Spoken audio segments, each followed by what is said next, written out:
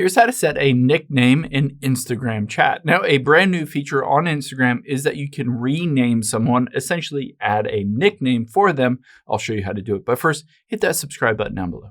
Really helps me out. Thanks, guys.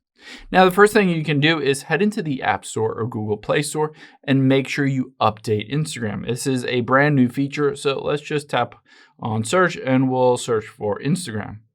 Now, if it does say you can update it, just get the latest features by updating it. After we've done that, let's open up the Instagram app here and tap on your messages at the top right. Now, we're going to open up a chat. Let's say open up this chat with Aaron, and I can set a nickname by tapping on their name at the very top here. And now you can see under theme is nicknames. So I can tap on that and tap on them, and I can nickname him instead of Aaron, Bro.